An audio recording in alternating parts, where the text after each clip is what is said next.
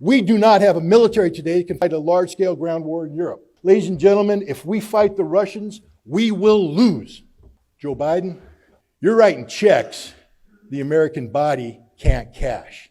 Now, what is NATO? We call it a military alliance. Back in the 1970s, 1980s, it was truly an alliance of military powers. The military that the United States had deployed into Europe at that time, over 300,000 men and women, was the finest military the world's ever seen. A military capable of engaging in large-scale ground combat in Europe and winning. And I say that because I was one of them. And I'm telling you right now, if anybody thought they could beat us, they were wrong. Maybe. we never got tested, thankfully. But we were good because we trained, because we were organized, because we were prepared. But then something happened. The Cold War went away.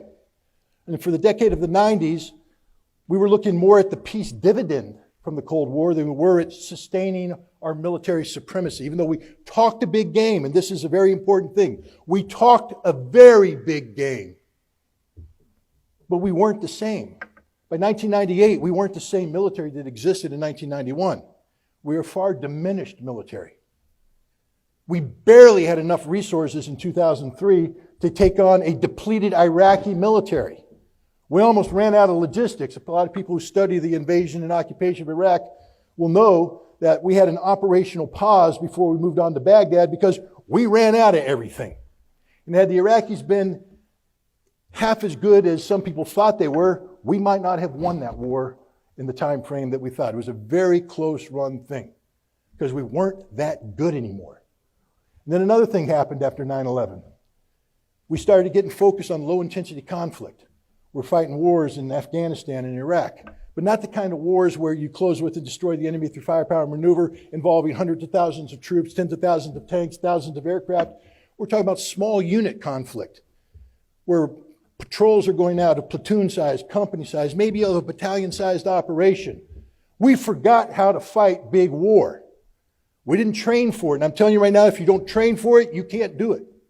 You can't do it. We do not have a military today that can fight a large-scale ground war in Europe. We do not have a military today that can fight a large-scale ground war in Europe. I'll say it one more time because this is important. We do not have a military today that can fight a large-scale ground war in Europe. And yet, what is the president positioning us to do? Fight a large-scale ground war in Europe. Ladies and gentlemen, if we fight the Russians, we will lose. We will lose hands down. It won't even be close. NATO doesn't exist anymore. Oh, it's there as an organization. When I was in, the British had the British Army on the Rhine. 80,000 guys, highly trained. Today, they barely have 80,000 guys in their entire military. Ask the Brits to put together a brigade and send it out their island into Europe. They can't do it. They can't do it. Ask the French. They can't do it. Ask the Germans. They can't do it. No one can do it. This is why Joseph Borrell, who is the head of foreign policy for the European Union, is freaking out right now because he recognizes the trajectory that Europe's on, which implies the potential for combat with Russia. And he says Europe cannot beat Russia in a war. That's an absolute statement of fact.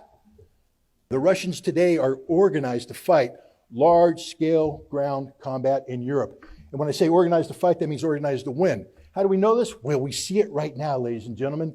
You can talk about the Ukrainians all you want. I'll tell you this. Not only were they one of the largest militaries in Europe, they were one of the best equipped militaries in Europe, one of the best trained militaries in Europe, one of the most competent militaries in Europe. This is the Ukrainian army I'm talking about. The Ukrainian army was capable of defeating, hands down, any army in NATO besides the United States. Maybe the Turks. But everybody else, Ukrainians would wax them. They're that good. And yet Russia is crushing them.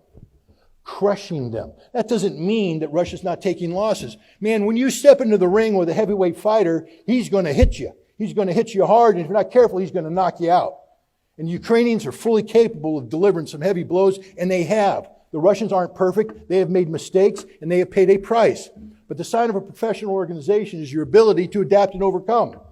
And the Russians have adapted and they've overcome. Today, we have people saying the Russian army officers aren't that good, their army's not that good. The battalion commanders that the Russians have on the ground in Ukraine today are the finest battalion commanders the world has ever seen. These guys are doing miracles. America's battalion commanders would do well to study what these guys are doing. How you lead from the front, sustain combat operations for 100 days, and you get better, not worse. That's a sign of a professional. The Russians are winning, hands down, and they are going to win, hands down. There's nothing that can happen to stop this. Nothing. But there's a problem. We can make the cost for Russia very high. We make it so high that it actually becomes painful. And if we make it too high, then we have what we call a game-changing moment. And we're on the verge of reaching that. We're providing the Ukrainians with weapons that are not going to change the outcome of the war. They are not. But what it will do is kill Russians. And it will kill Russians in large numbers. And this will make it more difficult for Russia to win its victory in a reasonable time frame. It'll drag this conflict out. Now, Russia will win, but the price that will be paid by Russia will be very high, and the price paid by Ukraine will be even higher. If you care about the Ukrainian people, if you give a damn about humanity, then you'd want this war to be over today. Because all that's going to happen between now and the inevitable termination of this conflict is tens of thousands of Ukrainians are going to die. Ukrainian infrastructure will be destroyed. But that's not even the worst that can happen. The worst that can happen is when Russia decides that America has gone too far. You see, this is not a war that's being fought in Ukraine. It's a special military operation. And you should probably look into what that means. It means that Russia's carrying out pretty much a punitive police action to punish Ukraine for 8 years of violence inflicted on the Russian population of the Donbass.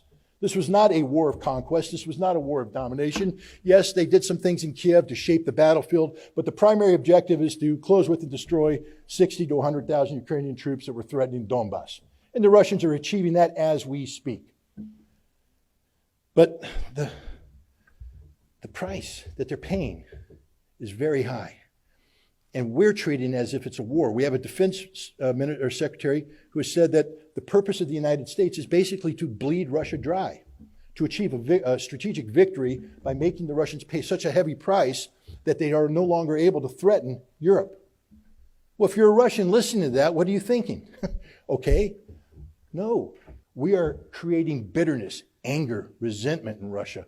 And at some point, they're going to cross the line and they're going to fire missiles outside of Ukraine, into American targets, into NATO targets, and now we're talking a real war, one that we won't win. Joe Biden, you're writing checks the American body can't cash. That's a statement of fact.